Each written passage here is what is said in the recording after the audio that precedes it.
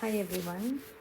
Uh, I wanted to start a lecture on probability and statistics, and this will be the first lecture which I would like to start with.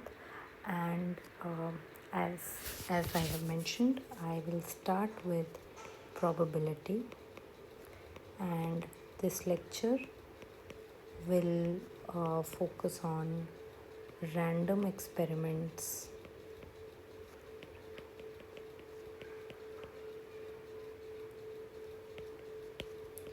and sample space.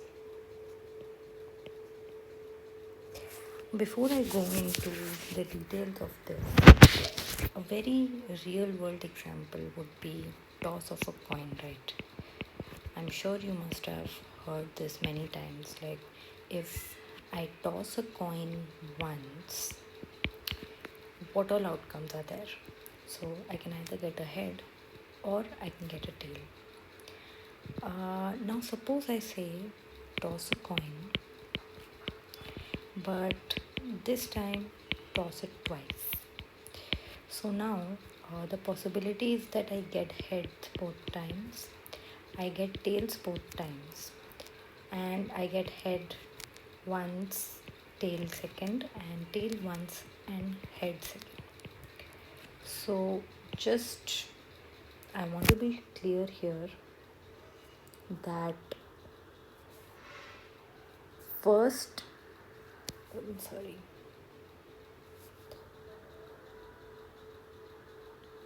getting head first and getting tail first, these are two different events. So the order of event matters over here. When I say that I toss a coin, what are the possible outcomes? I have to mention that what first will come and what will come second, and the order in which it comes matters. So, yeah, like even if you did not understand this twice concept, but you do know, right? Like once you toss a coin, if you toss a coin once, you can either get a head or you can get a tail. So, this is a very simple thing, right? But this simple idea is actually the very foundation of what, like, the very important subject in a variety of different fields, that is probability. So, before we go into probability specifically, let us first talk about a random experiment. Okay, so by definition, what is a random experiment? By definition, a random experiment is an experiment. There's no surprise there. Like it's a thing you do, right? Like thing being done, and it has certain characteristics.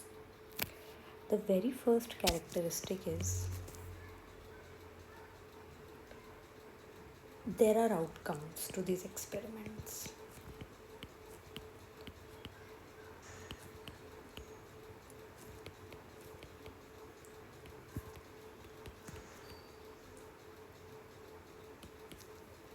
Okay, and they are known in advance, right? So let me just give you the definition, then I'll give an example which will explain this further. And there are outcomes of this experiment and they are known in advance, but one particular instance of the experiment results in an unknown outcome.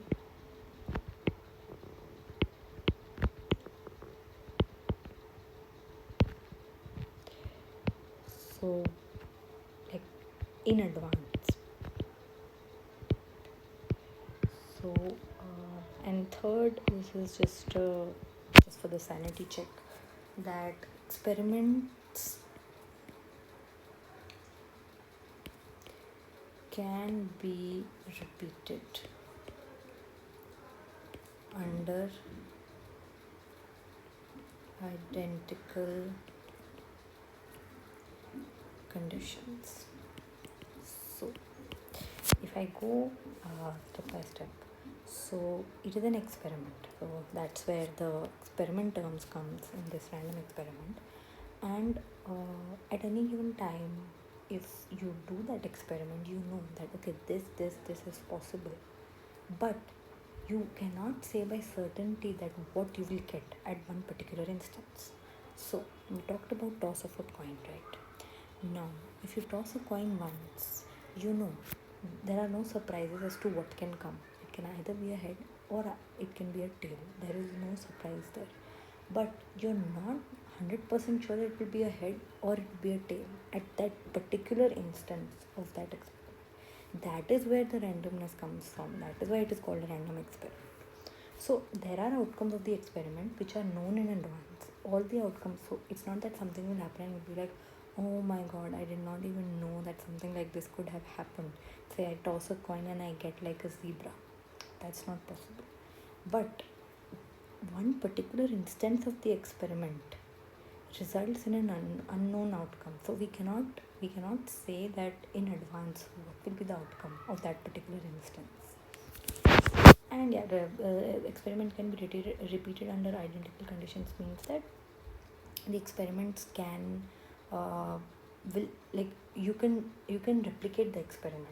So if I toss a coin, say I'll toss a coin right now, 10 minutes ago, 10 minutes later, I can again toss a coin and I know that the experiment will be the same, that there won't be any changes there, right?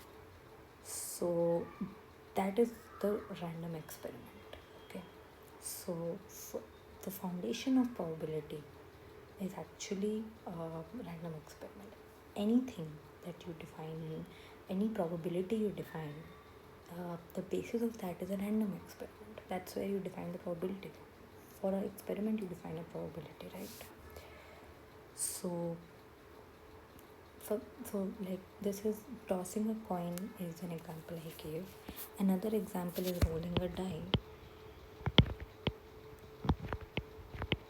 And here the sample space is right. Let me not introduce these terms as of now, but you get the idea, right? So when I roll a dice, I can either get a 1, a 2, a 3, a 4, a 5, a 6. But while rolling a die at a particular point, I don't know what out of these 6 I will get. So this is a random experiment. And what is a sample space, then you may ask? Like these are the two topics I had told I will focus on in this lecture. So what is a sample space? So all the possible, whatever is possible in this particular experiment, the list of all possible outcomes is called the sample space. So again, now I took 2 examples, right? And sample space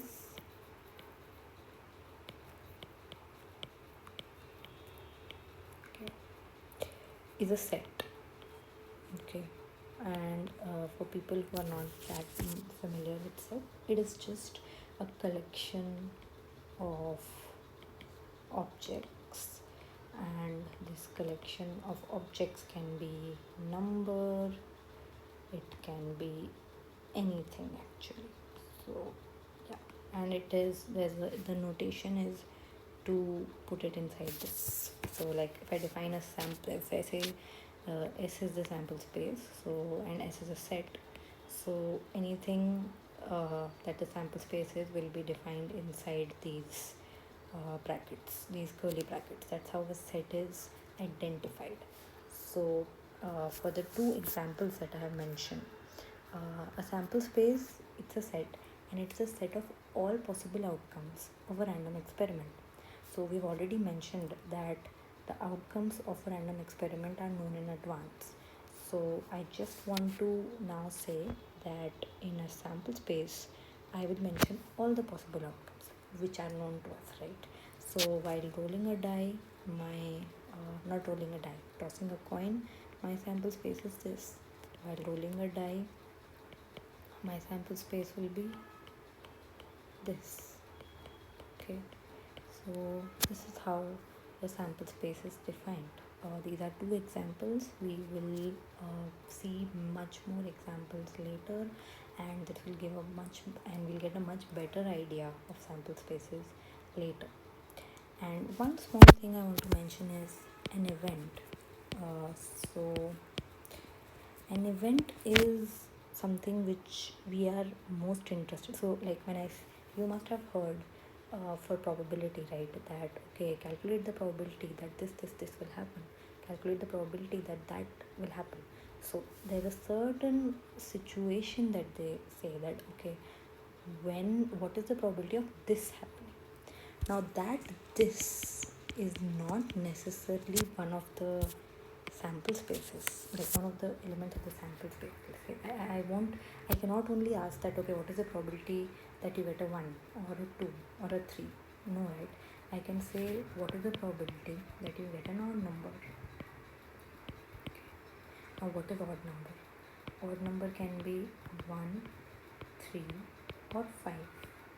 So this is an event, and I am calculating the probability of an event, and the event is for sure a subset of sample space, and by subset I mean it is a part of my set, which is the sample space. So an event can be anything, but it is definitely a part of the sample space. It is some segment of the sample space that we are trying to figure out, but it can be asked in different ways. So but same thing I can ask that what is the probability that not the same thing. I can ask like what is the probability that I get an even number. This is another set 2, 4, 6. What is the probability that the number I get is divisible by 2? So this will again be 2, 4, 6. So it's the same subset, but the way of asking is different. So you are generally asked a probability of an event, and you're not generally asked probability of just one particular thing happening. It's an event which is like a combination of different elements of the sample space. So yeah, so I don't want to go more in this particular lecture. I think I'll stop here. And right now we are saying that any subset of the sample space can be an event, and the in an advanced probability, if you take a course on advanced probability, there's actually a more structured way of seeing this. So if anyone has heard about sigma field,